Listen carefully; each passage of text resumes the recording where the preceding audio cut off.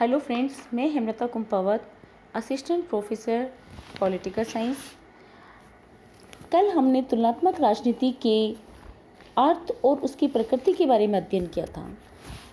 आज हम तुलनात्मक राजनीति के विशेष क्षेत्र के बारे में अध्ययन करेंगे।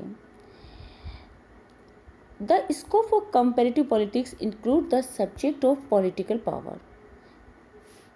It is the study of the subject of political from the standpoint of power that has widened the scope of comparative politics so as to include a study of the infrastructure of the political system.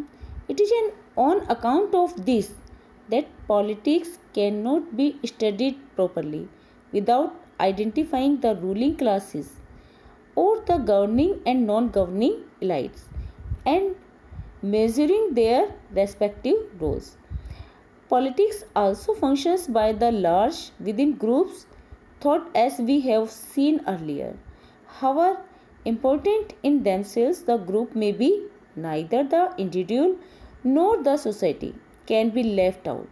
The subject of authority become the handmaids of power. The rulers in a democratic system try to justify their authority by means of having the title of conscience. Those of a totalitarian system resort to the naked use of power for achieving the superficial title of legitimacy. Thus, it became a celebrated principles of comparative politics where conscience is weak, coercion tend to be strong and vice versa. तो इस प्रकार से हम कह सकते हैं कि तुलनात्मक राजनीति का जो क्षेत्र है बहुत ही विवादास्पद है। इसके विशेष क्षेत्र की प्रमुख समस्या यह है कि जो तुलनात्मक राजनीति है उसके अंतर्गत हम किस किस को सम्मिलित करें और कौन सी विषय वस्तु को इसके अध्ययन क्षेत्र से हम बाहर रखें। यही कारण है कि हेनरी एंस्टीन ने सही लिखा है कि सबसे अधिक आधारभूत बात तुलनात्मक राजनीति के बारे में यह है कि एक ऐसा विषय जिसमें अत्यधिक विवाद है। और ये विवाद क्यों है? क्योंकि यह संक्रमण स्थिति में है, एक प्रकार की विश्लेषण शैली से दूसरे प्रकार की शैली में प्रस्थान कर रहा है। इसके विशेष क्षेत्र में एक सीमा के बाद विस्तृतता जिसे राजनीतिक शास्त्र के अनुरूप बना देती है तथा दूसरी तरफ इसके क्षेत्र की अत्यधिक संकुचित अवधारणाएं जो इसे स्वतंत्र अनुशासन की अवस्था से ही वंचित कर देती है।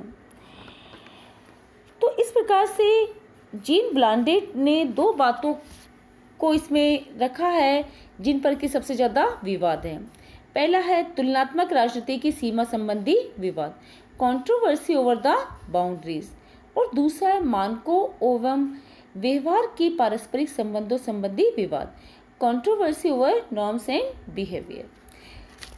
सबसे पहले हम बात करते हैं सीमा संबंधी विवादों की।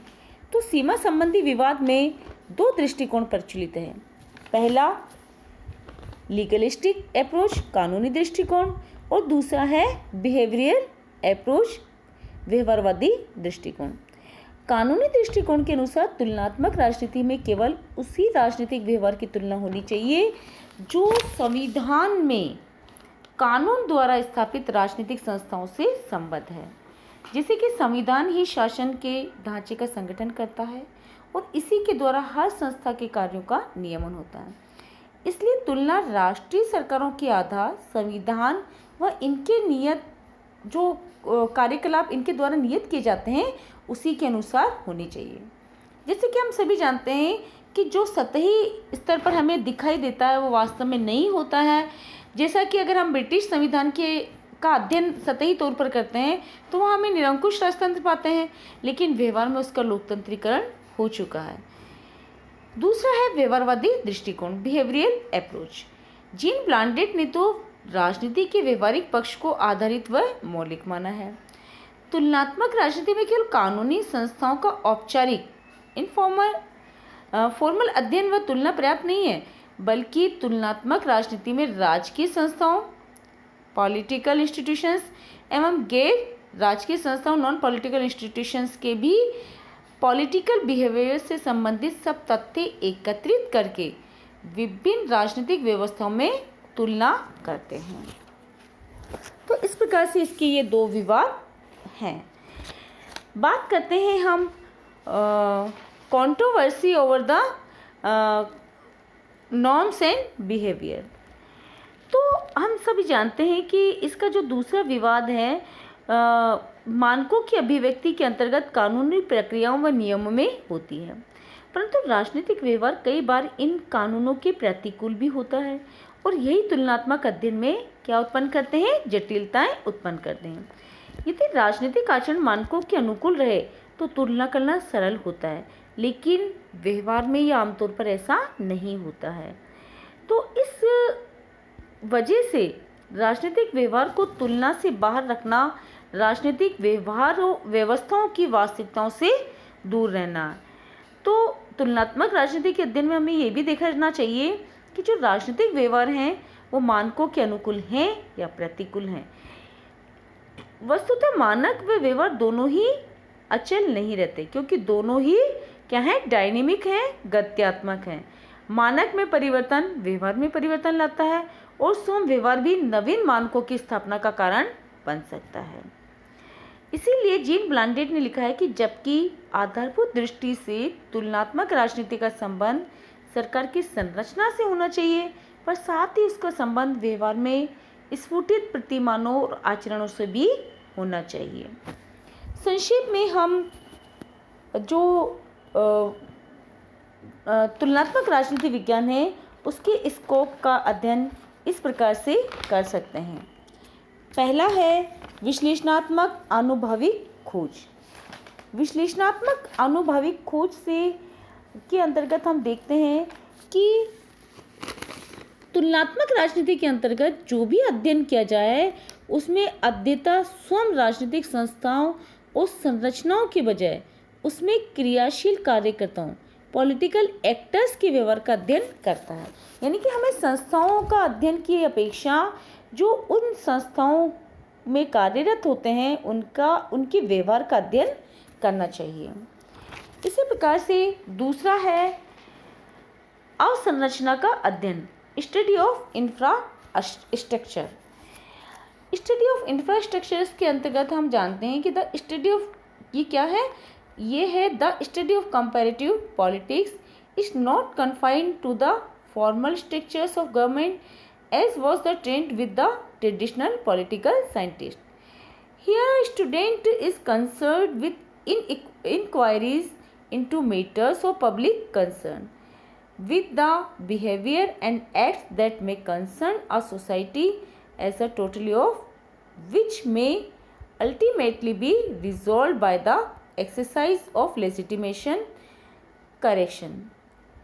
Instead of remaining concerned with the formal structure of government alone, he was to be concerned with crystallized patterns of behavior, with practice, since these are parts of the living structure of government. अर्थात तुलनात्मक राजनीति का जो अध्ययन किया जाता है वो औपचारिक संरचना के बजाय अवसंरचनाओं अर्थात इंफ्रास्ट्रक्चर के अध्ययन को अधिक महत्व देता है, क्योंकि ये कार्यपालिका, विधायिका, न्यायपालिका के साथ साथ राजनीतिक दलों, दबाव गुटों, है ना, पॉलिटिकल पार्टीज, प्रेशर ग्रुप्स, मताचरण, वोटिंग बिहेवियर, लोकमत, पब्लिक ओपिनियन आदि के अध्ययन पर भी ध्यान केंद्रित करता है। नेक्स्ट है emphasis on the study of developing societies, विकासशील समाजों के अध्ययन पर बल। तुलनात्मक राजनीति के अंतर्गत विकसित पश्चिमी देशों की शासन प्रणालियों के अध्ययन के साथ साथ गरीब और पिछड़े हुए एफ्रो एशियाई जगत की सरकारों के अध्ययन पर भी बल दिया जाता है, क्योंकि अब तक क्या था कि जो तुलनात्मक सरकार राजनीति के अंतर्गत जब हम अध्ययन करते थे तो कुछ गिनी चुनी हुई यूरोपीय या अमेरिकी सरकारों का ही अध्ययन करते रहे थे, लेकिन वर्तमान समय में यह विकासशील राष्ट्रों के गरीब जैसे एफ्रो एशियाई जगत के पिछड़े हुए विकासशील राजनीतिक पद्धतियों को भी उतना ही महत्वपूर्ण स्थान देते हैं जितना कि विकसित राष्ट्रों का। इंग्लिश में अगर हम बात करें तो ये हम कह सकते हैं कि what has added more to the significance of the study of comparative politics is the emphasis of more writers on the politics of the developing areas. It has occurred as a result of the realization that the subject of comparative politics must include all government along with their infrastructure that exist in the contemporary world and where possible reference to government throughout time. The study of comparative government is no longer a study of the selected European or American government. It is as much a study of developed Western government as those of the developing political system of the poor and backward countries of the Afro-Asian and Latin American world. Next है अंतरशास्त्रीय उपागम, focus on interdisciplinary approach. तुलनात्मक राजनीति के अंतर्गत जैसे समाजशास्त्र, मनोविज्ञान, अर्थशास्त्र और जीव विज्ञान, मानव विज्ञान आदि का अध्ययन किया जाता है। इंटरडिसिप्लिनरी अध्ययन का मतलब या अंतर अनुशासनात्मक अध्ययन का मतलब जैसा कि हम सभी जानते हैं, इसका तात्पर्य होता है कि जब हम एक विषय का जब अध्ययन करते हैं उसके साथ जब हम अन्य विषयों के अध्ययन को भी सम्मिलित करते हैं तो हम उसे इंटरडिसिप्लिनरी स्टडी या अंतर अनुशासनात्मक अध्ययन कहते हैं। What was really enriched the field of comparative politics and at the same time made it a complex subject is the focus on interdisciplinary study. Writers have made more and more use of tools that they have borrowed from the disciplines of sociology, psychology, economics, anthropology and even from natural sciences like biology. तो इस प्रकार से हम कह सकते हैं कि अंतर अनुशासनात्मक अध्ययन पर बल दिया गया है। लास्ट है वैल्यू फ्री पॉलिटिकल थ्योरी, मूल्य विहीन राजनीतिक सिद्धांत। तुलनात्मक राजनीति का संबंध वस्तुओं के आदर्श रूप से न होकर उसके किस रूप से होता है, वास्तविक रूप से। अतः तुलनात्मक राजनीति में मूल्य मुक्त राजनीतिक सिद्धांत से मूल्य युक्त सिद्धांत का स्थान ग्रहण कर लिया है। तुलनात्मक राजनीति के अध्येताओं का सरोकार वस्तुओं के आदर्श रूप में उन्हें किस प्रकार का होना चाहिए इससे न होकर किस प्रकार का है अर्थात उनके वास्तविक रूप से होता है। Finally the subject of political science has lost its normative aspect and assume empirical dimensions in the sphere of comparative politics. The result is that value-free political theory has replaced value-laden political theory. The concern of the students of comparative politics is not with the things as they ought to be in their ideal form, it is with what there are.